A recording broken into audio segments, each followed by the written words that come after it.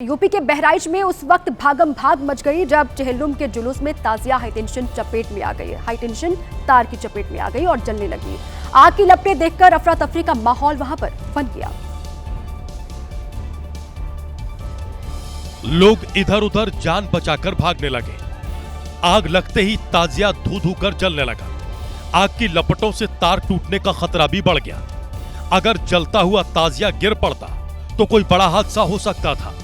घटना बहराइच के बिराहिमपुर बेलहौरा गांव की है। जब जुलूस में शामिल एक ताजिया खेत के ऊपर से गुजर रहा था तभी 11,000 वोल्ट की बिजली लाइन से टकरा गया और ऐसा इसलिए हुआ क्योंकि ताजिया काफी ऊंचा था। टकराव के बाद ताजिया में आग लग गई। जुलूस में शामिल लोगों में अफरा तफरी मच गई। दूसरे ताजिए को लेकर लोग भागने लगे। वहीं घटना के बाद लोगों ने आयोजकों को भविष्य में ताजियों की ऊंचाई सीमित रखने की हिदायत दी है।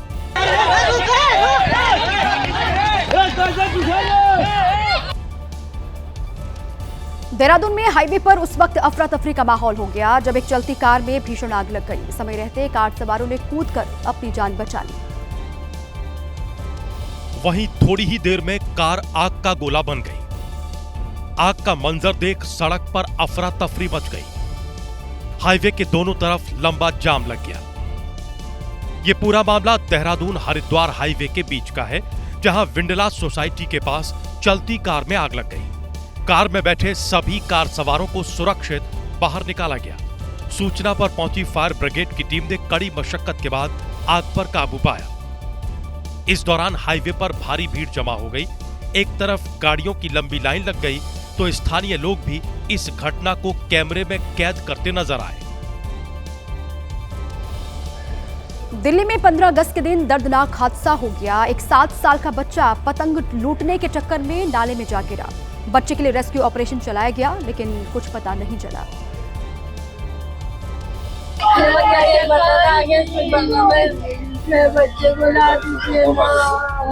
बताया जा रहा है कि बच्चा पतंग लूट रहा था, तभी उसका बैलेंस बिगड़ गया और वो नाले में जा गिरा। नाले में गिरते ही इलाके में हड़कंप मच गया। लोगों ने इसकी खबर पुलिस को दी, जिसके बाद दिल्ली आपदा प्रबंधन भी घटना स्थल पर पहुंच गया। बच्चे की तलाश की गई लेकिन तब तक अंधेरा हो चुका था। बच्चे का कुछ पता नहीं चला। वहीं बच्चे के घर वालों का रो रो कर बुरा हाल है। ला दीजिए। क्या हुआ, पहले बताइए क्या हुआ, पूरा मामला बताइए। उधर लोगों में एमसीडी को लेकर गुस्सा भी दिखा, क्योंकि बारिश के दिनों में नाले खतरनाक हो जाते हैं और एमसीडी वक्त रहते इनकी सफाई नहीं करता। ऐसी घटनाएं पहले भी देश के दूसरे हिस्सों में सामने आ चुकी हैं। दिल्ली के हजरत निजामुद्दीन इलाके में हुमायूं के मकबरे के पास एक बड़ा हादसा हो गया। दरगाह शरीफ पत्ते शाह के अंदर बने कमरे की छत और दीवार अचानक से गिर गई। हादसे में 6 लोगों के मौत की खबर है। जैसे ही छत गिरी, बड़ी संख्या में लोग मलबे में दब गए, जिससे आसपास अफरा तफरी मच गई। मौके पर मौजूद लोगों ने खुद से लोगों को निकालने की कोशिश की, लेकिन बाद में पुलिस, फायर ब्रिगेड और एनडीआरएफ की टीमों ने रेस्क्यू ऑपरेशन चलाकर 12 लोगों को बाहर निकाला, जिनमें से 6 की मौत हो गई। मृतकों में 3 पुरुष और 3 महिलाएं शामिल हैं। कई लोग गंभीर रूप से घायल हैं, जिन्हें अलग अलग अस्पतालों में भर्ती करवाया गया है। घायल लोग हैं, उन्हें फिलहाल एम्स के ट्रॉमा सेंटर लाया जा रहा है। वहाँ पर क्या करने जा रहे थे? गया होगा नमाज वमाज पढ़ने के लिए गया होगा। निजामुद्दीन तो उधर चला गया होगा। अब क्या के लिए गया ये तो नहीं पता। नमाज के लिए गया ज़्यादातर। अब उसके लिए अब क्या हो गया, कैसे हुआ ये पता नहीं है। 2 बच्चे भी हैं उसका क्या होगा। बताया जा रहा है कि शुक्रवार को नमाज के लिए बड़ी संख्या में लोग दरगाह में मौजूद थे, तभी ये दर्दनाक घटना घटी। हादसे के पीछे बारिश को बताया जा रहा है, क्योंकि जिस वक्त हादसा हुआ तब बारिश हो रही थी और छत पर काफी पानी भरा था, जिससे छत भर भरा कर गिर गई और ये दुर्घटना हो गई। लेकिन प्रशासन की तरफ से कोई ध्यान नहीं दिया गया, क्योंकि ये स्मारक करीब 700 साल पुराना है। यहाँ जुमे की नमाज और छुट्टी वाले दिन पर्यटकों की खासी भीड़ होती है और हादसे के दिन जरूरत से ज्यादा भीड़ आई हुई थी। वहीं हादसे को लेकर सियासत भी गरमाने लगी है। अगली खबर बिहार की राजधानी पटना से है, जहां सगे भाई बहन की रहस्यमयी मौत ने कई सवाल खड़े कर दिए हैं। 15 अगस्त के दिन इनके शव एक गाड़ी से बरामद हुए हैं। ये वही गाड़ी है जिसमें 2 बच्चे जो आपस में भाई बहन थे उनकी लाशें मिली है। दावा यह है कि यह गाड़ी काफी दिनों से यहीं खड़ी है।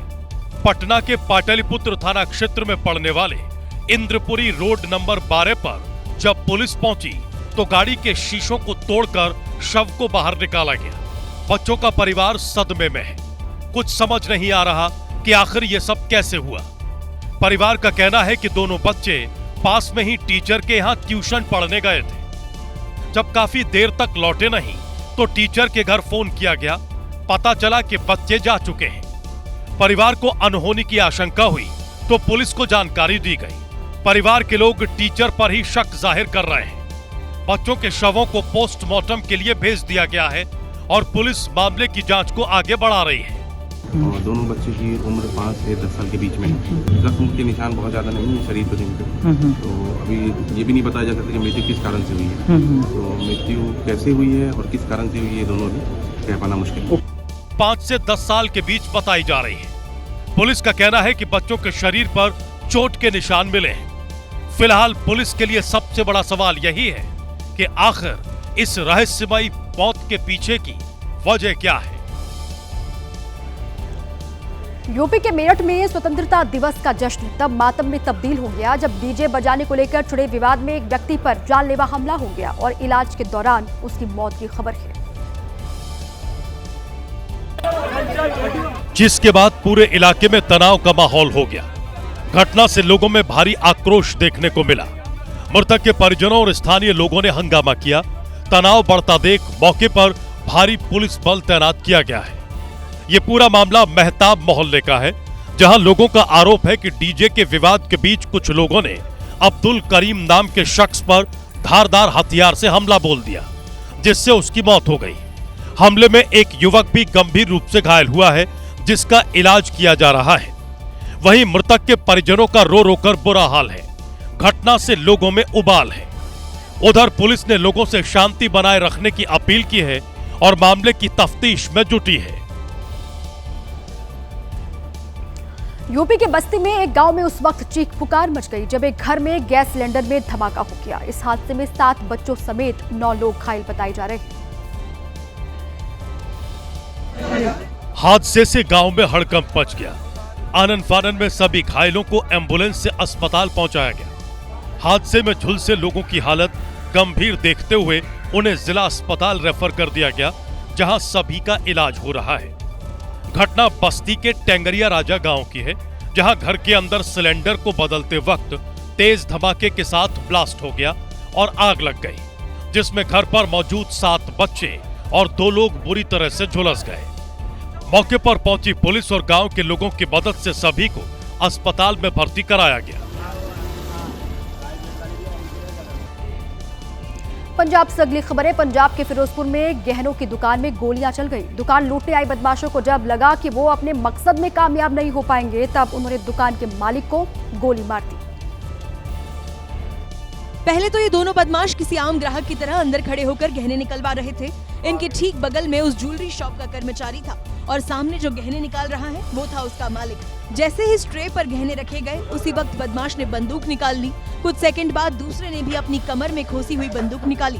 दोनों बदमाश बंदूक की जोर से दुकान को लूटने की कोशिश करने लगे।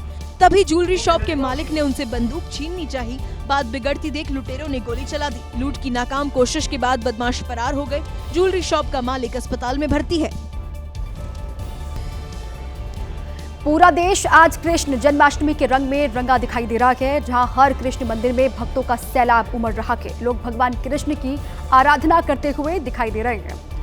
कृष्ण की नगरी मथुरा जन्माष्टमी के रंग में पूरी तरीके से सराबोर दिख रही है। तस्वीरें आपको हम दिखा रहे हैं, जहां पर दर्शन के लिए भक्तों का सैलाब सुबह से ही उमड़ा हुआ है।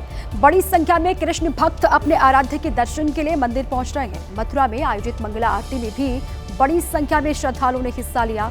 वहीं नोएडा के इस्कॉन मंदिर में बड़ी संख्या में भगवान कृष्ण के भक्त यहां पहुंचे उनके दर्शन के लिए। साथ ही अहमदाबाद के इस्कॉन मंदिर में भी भक्तों का सैलाब उमड़ता दिख रहा है। कृष्ण जन्माष्टमी को देश के अलग अलग हिस्सों में अलग अलग तरीके से मनाया जाता है और हर कृष्ण मंदिर में जय कन्हैया लाल के जयकारे सुनाई दे रहे हैं। ये मथुरा की तस्वीर, नोएडा की तस्वीर आपको हम दिखा रहे हैं किस तरीके से मंदिरों को सजाया गया के फूलों के साथ। ये नोएडा इस्कॉन मंदिर और इस्कॉन मंदिर अहमदाबाद। मुंबई में भी कृष्ण जन्माष्टमी की अलग ही रंग देखने को मिल रहे हैं, अलग रौनक है यहाँ पर। साथ ही देश के दूसरे हिस्सों में भी भगवान कृष्ण के जन्म के मौके पर मनाए जाने वाला ये पर्व पूरे उत्साह के साथ मनाया जा रहा है। मुंबई में कृष्ण जन्माष्टमी के मौके पर दही हांडी का आयोजन किया जाता है, जिसकी परंपरा सदियों से रही है और यहाँ पर जगह जगह दही हांडी का आयोजन होता है। तो वहीं मध्य प्रदेश के छतरपुर में आयोजित मंगला आरती में हिस्सा लेने के लिए बड़ी संख्या में श्रद्धालु यहाँ पहुंचे और गाजियाबाद में कृष्ण जन्माष्टमी मनाने की भव्य तैयारी चल रही है। मंदिरों को सजाने का काम किया जा रहा है और पश्चिम बंगाल के दीघा में मौजूद जगन्नाथ धाम में कृष्ण जन्माष्टमी की धूम देखने के लिए मिल रही है। मुंबई, छतरपुर, पश्चिम बंगाल के दीघा की तस्वीर भी आपको दिखा रहे हैं, जहां पर मंदिरों की रौनक देखते ही बन रही है। यूपी के गाजियाबाद की भी तस्वीर है, जहां पर जन्माष्टमी का मौका और भक्तों की भारी भीड़ है। भगवान कृष्ण के दर्शन के लिए, उनकी पूजा पाठ के लिए सुबह से ही भक्त पहुंच रहे हैं और भजन कीर्तन का दौर जो है वो पूरा दिन आज चलता रहेगा, पूरी रात आज चलता रहेगा। जय कन्हैया लाल के जयकारे पूरे मंदिर परिसर में गुंजायमान है। जहां पर भी भगवान कृष्ण का मंदिर, वहां पर लोग पहुंच रहे हैं और ये 4 तस्वीरें आपको हम दिखा रहे हैं। मुंबई में तो दही हांडी का आयोजन किया ही जाता है, आप जानते हैं हर साल दही हांडी का आयोजन होता है अलग अलग हिस्सों में। हर राज्य में अलग अलग तरीके से मनाया जाता है कृष्ण जन्माष्टमी।